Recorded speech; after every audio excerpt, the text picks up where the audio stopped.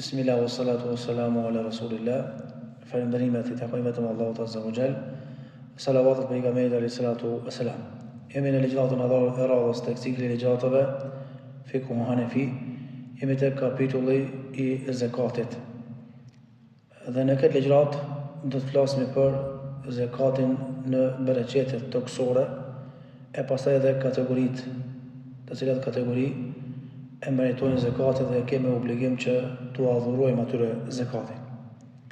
Se i përket zakatit në bereqetet toksore, gjithë dietarët musliman të mëdhëbeve, duke u mbështetur në argumentet bazike të shariatit islam, Kur'an dhe Sunet, janë të një mendimi se obligohet dhe një zakatit për bereqetet apo për prodhimet toksore që merren nga toka. Këtë e vërteton edhe fjala e Allahut Azza wa Jalla në Kur'an e famlar sura Al-Baqara ajeti 267, ku Zoti xhallahu ala tha: "Ya ayyuhalladhina amanu anfiqu min tayyibati ma kasabtum wa mimma akhrajna lakum min al-ard." O ju që keni besuar Allahun Azza wa Jalla, jepni nga më mira asaj që fituat, zakatin dhe nga ajo që nxorën për ju, do thotë prej tokës. Pastaj ajeti tjetër apo pjesa e ajetit të surës An'am, të ajetit 141, Allahu Azza wa Jalla tha: "Wa atu haqqahu yawma hasadih." Edhe ditën e korrjes, vjeljes së fryteve jepni atë pjesë, do thotë të zakatit që është obligim për me dhënë. Ndërsa argument nga suneti i pastër i pejgamberit sallallahu alajhi wasallam për obligueshmërinë e dhënies së zakatit në bereqetet e tokës, kemi hadithin që ka shënuar Imam Buhariu në Sahihun e tij, ku thotë pejgamberi sallallahu alajhi wasallam: "Fima saqati as-sama'u wal-'uyunu aw kana athariyan al-'ushru wa ma suqiya bin-nadhi nisfu al-'ushr." Tha pejgamberi sallallahu alajhi wasallam, në atë që ujitet nga qielli apo burimi ose është afër uji, jepet, do thotë 1/10 apo 10% e fitimit. Kurse në ato që ujiten me mjetet e ujitjes, do thotë jepet gjysma e saj, do thotë gjysma do thotë e 1/10 ose do thotë 5% e fitimit që del nga bereqetet do thotë e tokës. Nga kjo hadith mësojmë se do thotë obligohemi që t'japim zakat edhe nga bereqetet që dalin nga toka dhe që ujiten vetvetiu nga qielli, pa përdorimin e fuqisë dhe njerëzore dhe pa përdorimin e shpenzimeve njerëzore, jepet 10% e fitimit. Kurse për ato bereqete që përdoret shpenzime, lodh njëri harxhon naft, harxhon mundi, siç është sistemi ujitjes, do thotë apo përdorimi i motorëve të ndryshëm, do thotë edhe forma tjera që ndorin të dorë dhe njerëzore, atëherë jepet 5% e fitimit. Normalisht ka kushte, do thotë që duhet me i plesu këto kushte për ta dhënë zakatin nga bereqetet toksore. Dietarët kur kanë diskutuar për kushtet të cilat duhet plesu për me dhënë zakatin nga bereqetet toksore, normal kanë mendime të ndryshme. Por na jemi duke folur për mendimet e dietarëve me dhëbet tonë Hanefi dhe krahas kushteve të përgjithshme për obligueshmërinë e zakatit, për zakatin e bereqetet toksore, dietarët e mëdhëve tonë Hanefi kanë shtu edhe 3 kushte. Kushti i parë që toka nga e cila përfitohet bereqeti të jetë tokë ushrije, e të mos jetë, do thotë, tokë haraqije. Do thotë sepse sipas dietarëve të mëdhëve tonë Hanefi, nuk mund të bashkohen në një vend ushri edhe haraqi. Kurse sipas shkollave tjera udike mund të bashkohen edhe ushri edhe haraqi në një vend. Dhe dietarët e mëdhëve tonë Hanefi këto çka thonë e mbështetin në hadithin që ka transmetuar Ibn Mesudi, ku thotë pejgamberi sallallahu alajhi wasallam, nuk bashkohet ushri dhe haraqi në tokën e muslimanit. Kushti i dytë është që bereqeti i dal nga toka të jetë realitet, ajo të jetë, do thotë, fantazm apo i imagjinum. Kushti i tretë që prodhimi që e dhron toka të jetë me qëllim shfrytëzimi, kultivimi e përpurimi i tokës dhe fytyrë që bardh, do thotë nën kupton se për prodhimet e rritura vetvetiu në natyrë nuk jepet zakat për to. Siç është për shembull rritet bari, nuk ka zakat për to. Pastaj rriten drujt vetvetiu, nuk ka zakat për to. Nisabin e bereqetet toksore. Dietarët kur kanë folur për nisabin dhe për produktet që duhet më dhënë zakat, i kanë ndarë mendimet e tyre. Sipas mendimet e Imam Abu Hanifës rahimahullah, nisabi nuk është kusht, arritja e nisabit nuk është kusht për dhënien e zakatit nga bereqetet toksore. Andaj jepet zakat si për bereqetet e shumta, ashtu edhe për bereqetet e pakta. Dhe ky mendim normalisht i Abu Hanifës mbështetet në gjithë përfshirjen e argumenteve që e obligojnë zakatin apo dhënien e zakatit nga bereqetet apo për bereqetet toksore, që nuk kupton se nuk përcaktohet nisabi për dhënien e zakatit. E kjo vërteton se zakati në bereqetet toksore jepet si nëse ka bereqet shumë, si kur ka bereqet pak. Sipas mendimit të Imam Ebu Jusufit dhe Imam Muhamedit dhe shumë juristëve musliman, thotë nisabi është kush për dhënien e zakatit për prodhimet borxore që kanë fryt dhe që kanë farë, të cilat qëndrojnë një vit pa u prishur edhe pa kurfar interesimi për ruajtjen e tyre.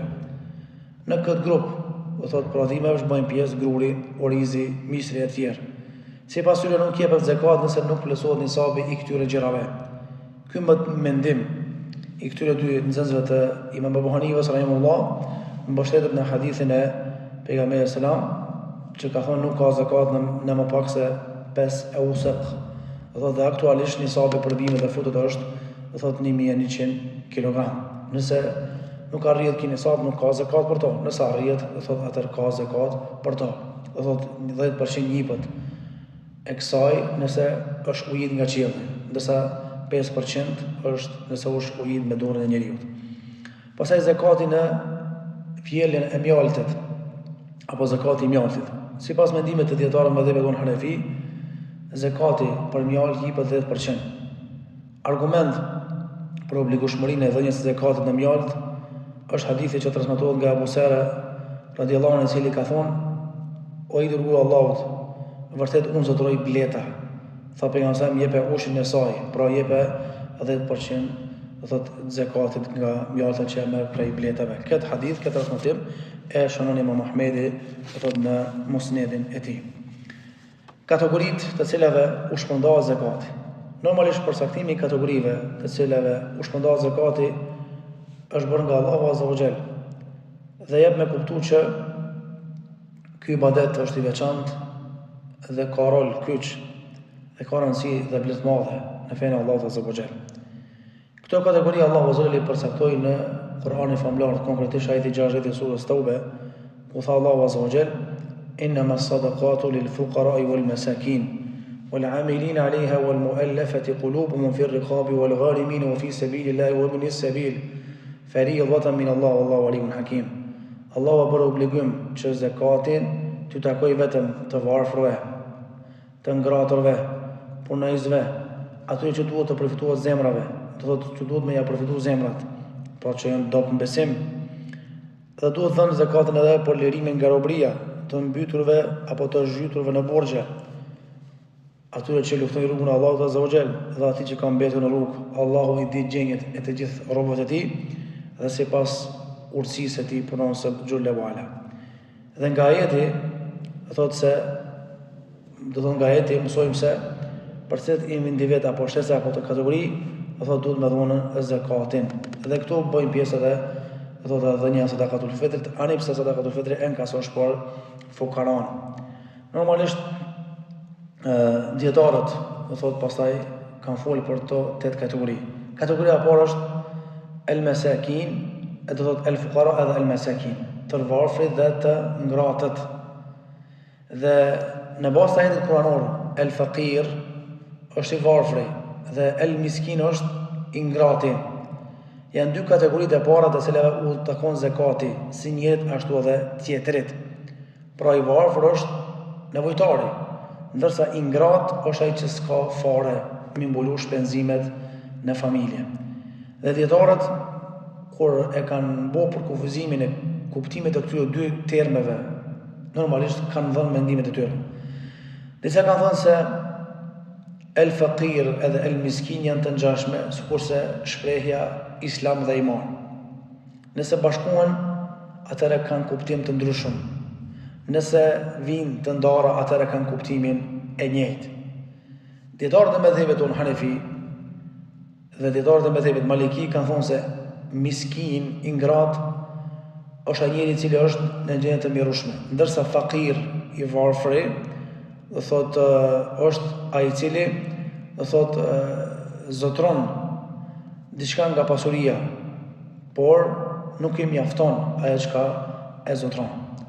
Dhe normalisht e kanë mbështet këtë dallim në pjesën e ajetit të surës Al-Balad, ajeti 16, e u miskinen dhe me të robe. Tha Allahu Azza wa Jall, ose ndonjë të varfëri që e ka mulisur, do thotë varfëria, pra i varfëri që është shtrirë për tokë nga varfëria. Kuptohet sipas Ebu Hanifës, do thotë rahimullah, normalisht i varfëri edhe i ngrati do thotë kanë dallim shumë të vogël, por do thotë duhet që me dhon zakat, nga se normalisht kështu e ka caktuar Allahu Azza wa Jall. Pra i varfër është ai i cili do thotë nuk ka pasuri të shumtë, ndërsa apo do thotë nuk i ambulon shpenzimin pasuria e tij, ndërsa miskin është ai i cili do thotë ka por si mjafton. Edhe normalisht i vjen turp të marrë me i kërku dhe me i lyp njerëzve. Pastaj punëtorëve që të bojnë zakatin wal amilina alejha, do thotë është për qëllim punojësit, të cilët janë punojës të veçantë dhe të cilët emërohen dhe ngarkohen me detyrime të veçanta për të bimin e zakatit nga organi përgjegjës fetar. Kuptohet normalisht kurzohet që këta punonjës të jenë musliman, të jenë të drejtë, të njohin do thotë obligimet e zakatit apo rregullat dhe ta kuptojnë se zakati do thotë është ama që duhet me u respektu do thotë në maksimum. Andaj dietarët e mëdhëve tonë do thotë Hanefi do thotë kanë thonë që i jepet edhe këtyre do thotë zakat, do thotë që angazhohen me të bëu zakatin nga vendi ku jetojnë muslimanët. Wal muallafati qulubuhum, do thotë është për shëndet përfitimi i zemrave. Do thotë njerëz të cilët dëshirohet që t'i bëjmë ata ta duan Islamin. Edhe këtu janë disa kategori. Kategoria e parë është njerëzve të cilëve po që se u jepet diç nga zakati, shpresohet që ata ta pranojnë Islamin, ose personin fjalë ose edhe familja e tij. Dhe këtë praktikë ka përdorur pejgamberi sallallahu kur i dha pasuri Safwan ibn Umayyas me rastin e çlirimit Mekës, i cili më vonë pranoi Islamin dhe u bë si musliman i mirë. Kategoria e dytë njerëzve që dyshuan se mund të dëmtojnë imazhin e Islamit tek të tjerët, nëse ata do thotë nuk u jepet zakat, atëre bojnë gjëra të pahishme. Nëse jepet zakat, shpresohet që spaku me hesht ose më bo më mirë. Ibn Abbas thotë se kom njoh disa persona tek një popull që vinin te pejgamberi dhe kërkonin nga pasuria e shtetit. Kur jepoj aty diçka, atëra ata lavdronin Islamin dhe muslimanët. E nëse nuk jepej ata në shmonin Islamin dhe muslimanët. Kategoria e njerëzve të cilët rishtë azje kanë pranuar Islamin. Atyre zakonisht edhe në kohën e pejgamberit u jepej të thotë pasuri që të forcoshin në Islam. Normalisht se i përket atyre që kanë pranuar Islamin, këtu do thotë dietarët kanë ixhma që lejohet me dhon zakat me u forcuar në Islam. Por kanë mos pajtim me lidhje me jo muslimanët, a me dhon atyve zakat apo jo. Te mëdhëbi on Hanefi, dietarët kanë thonë që nuk u jepet zakati jo muslimanëve. Nga se në kohën e sundimit të Abu Bekrit, kur Omeri ishte përgjegjës i arkës së shtetit, i u ndalua dhënia e zakatit të muslimanëve duke u thënë atyre kush dëshiron me besu le të besojë, kush dëshiron mos me besu, mos të besojë. Do thotë dietarët kanë thonë që do thotë kjo do thotë apo kjo kategori apo kësaj kategorie nuk jepet do thotë zakati. Edhe normalisht ka edhe prej dietarëve tonë me thënë në fejt që kanë bërë përjashtim këtë çështje, por në kohën e sotit ndoshta thotë një gjë tjetër nuk vlen se Islami është prapë më të madhe anë kanë botës dhe nuk ka nevojë të thotë me i dhon pasuri jo muslimanëve që me ja përfituar zemra se çdo gjë do thotë është e qartë. Pastaj ofir riqab, palërimin e robëve. Normal robi i cili është i zonë rob dije që nuk ka pasuri. Nga sa dhe me pas pasuri, pasuria ti është e zotërisë së tij. Dhe lirimi i robit, do thotë sipas parimeve islame, do thotë mund të bëhet edhe përmes institucionit të zakatit. E para është përmes metodës së kontratës që ka shku robi me zotrin e tij.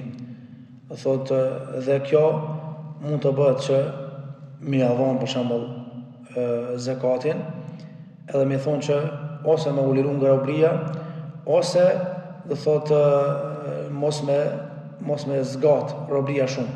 Dhe thotë e ka pas 3 vjet me qenë rob, atëherë dhe thotë me i dhonë zakat edhe me ja paksu ditët e robrisë.